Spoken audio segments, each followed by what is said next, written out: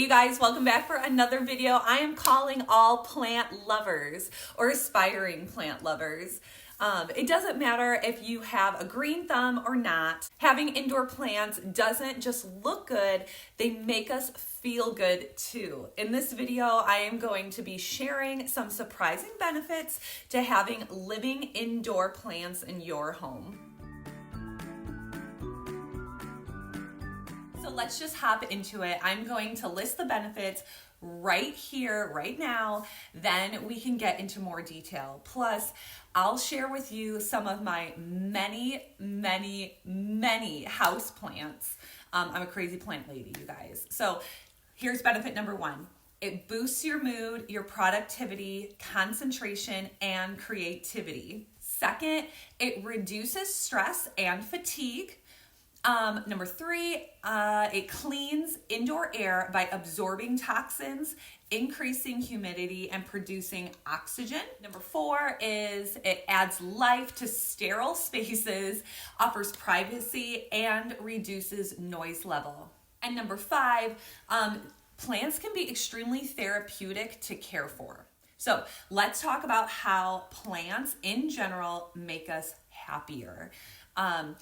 I never used to have tons of plants, but now that I have tons and tons of plants in my house, I can say that overall I am a happier person. When I am feeling overwhelmed or stressed, the first thing I want to do is get outside and walk in my beautifully wooded neighborhood. And sometimes I'll text my husband in the middle of the day and I'll say, hey, when you get home from work, I am going to go for a walk because I'm just kind of stressed out. And just being around all of the trees, it's always amazing to look at, and the fresh air, I just find it all very invigorating. That is also because when we get in touch with nature, we improve our well-being. So studies show time spent outside in green spaces can reduce our mental fatigue, increase our relaxation, and even improve our mental cognition. And if you are a mother at all, you know how mentally fatiguing just having kids can be, as well as physically fatiguing. And so getting outside, even if it's just for 5 minutes, 10 minutes, and being around nature, around plants, it's just so helpful. But did you know, according to the U.S. Environmental Protection Agency, that's the EPA, if you didn't know, we spend about 90% of our time indoors. And I think that's absolutely nuts, but it's extremely true in this modern day. 90% of our time is spent indoors. So because of all that time indoors, that is where indoor plants can come to the rescue, you guys. Although they are not a substitute for the great outdoors, indoor plants can provide similar benefits. Just being in the presence of indoor plants can soothe and restore. I have found that to be true. Field studies have shown that workspaces that have indoor plants added increase work performance.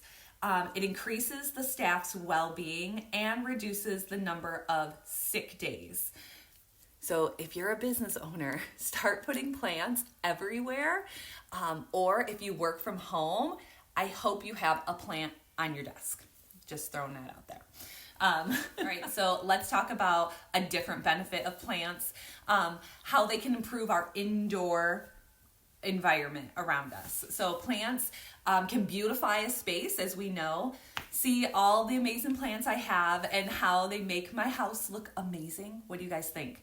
I just love all my plants. I think I would rather decorate my house with plants than actually buy like decor. That's just kind of how I think.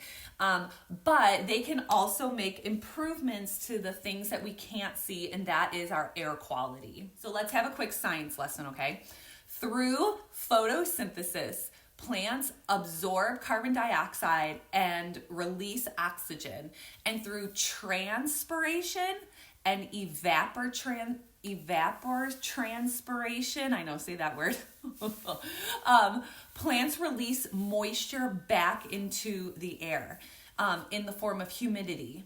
So in my opinion, that is pretty awesome. Fresh oxygen to breathe in your house and more humidity as well in our homes. Plus, just think about all of the nasty pollutants we have in our houses, like candles, the fake fragrances, hairsprays. I mean, the list goes on and on and on as far as how we're always constantly polluting our air. So plants are really going to help suck all that nasty out and just give us nice, fresh oxygen. So to further prove the benefit of indoor plants, the NASA Clean Air Study showed household plants and their associated microorganisms can reduce volatile organic compounds from indoor air. Pretty cool. Because pollution is not only found in our large, dense, big cities, it's also in every indoor space that we go into. So if you want a healthier, calmer, and more beautiful space, get yourself some houseplants, you guys. Start small, like truly start small and then build up to more. We don't want these poor plants to die if they don't have to. I personally love low light plants because they are easier to keep alive. Not everyone has a great light source, so low light plants are perfect to start off your journey with houseplants. So I'm going to show you guys my houseplants and what I have, and hopefully maybe it will inspire you to get some plants of your own. Okay, you guys, so let's go through my plants that I have here at the house. My apologies if I definitely don't have like the exact scientific names for all of these, but I will tell you, I have bought every single, except for maybe two, I bought every single one of my plants at Lowe's. Like the home improvement store Lowe's here in the US. You can get them at the Home Depot or maybe Menards. So I do not buy my plants from fancy places. So I'm just letting you know that you'll be able to find these plants at Lowe's. So the first plant I want to show you guys is this beautiful plant here. This is my prayer plant. Look at these beautiful silky leaves. They have a lot of texture. This particular plant, it's a hanging plant. It was literally half dead at Lowe's and I had to have it and bring it back to life. That's how I get most of my plants, is I don't even get them discounted. Like I pay full price for these poor plants that are dying. I just think the leaves of these are just absolutely stunning. And it's a low light plant. I've propagated this prayer plant several times and I give them as gifts to friends all the time. This is an example of my prayer plant that was propagated. And so it's, much lower in a smaller container here. And they are so easy to propagate. If you don't know what propagation is, it's where you're cutting a stem of the plant and you put it in water and you grow new roots. And so this is like my little propagation container. I know it's really full right now if you can see it, but I do have a prayer plant in here that I just cut off and it hasn't grown roots because I just did it the other day, but you can see the roots of these other plants here. And so that is the prayer plant that I absolutely love. This, I don't know the name of this cactus, but cactus, it's really cool. It's really wavy. I would definitely say if you are new to having plants in your house, cactus are really easy to care for because you don't have to water them a lot. The same with succulents. Honestly, I kill succulents like crazy. I just love to water my plants. I don't know what to tell you. So I have this guy that has lasted me about 2 years. I'm shocked that this thing is still alive. I got it as a gift from an amazing dancer of mine when I was retiring from coaching. And I've kept it alive for 2 years. It's thinned out a little bit though. But cactus and succulents definitely are great if you forget to water your plant. This guy was dying at my grocery store. I love the planter. And I think I've overwatered it because see, it's starting to turn brown and die. But I'm just kind of letting it be. But Christmas cactuses are also really easy to care for. You can definitely do that. Another plant I would suggest that's low light, very easy to care for are pothos plants. And I have one here. I have propagated this one and it's really, really long. I have several of these in my house because they're beautiful and they just drape down the wall. So nice. I have another one over here I just trimmed. It was touching the floor. And so I have those. So easy. And another one, and I got them all from Lowe's. The other one that's very similar to pothos, also low light, is this beautiful, hopefully the camera can get it pretty good, these purpley leaves, these green and purple leaves. This particular plant was called a wandering Jew. I don't know how PC that particular name is, and I know it has another name. You can also get them in really big leaves. I've seen these over the summer, really huge leaves on them. Mine have really small leaves, but this particular plant is very, very hardy. And I have propagated this plant many, many times because for some reason we had it for like 2 years and it just like totally died. I was able to just cut off some random pieces that did it, and I repropagated like 30 or 40 stems, and I replanted it, and in just a couple months it's completely come back. But yes, I'm propagating, you know, a few more that have kind of fallen off, but this was called a wandering Jew at Lowe's, and it's low light. It's really easy to care for. Another plant that's really easy to care for is aloe vera.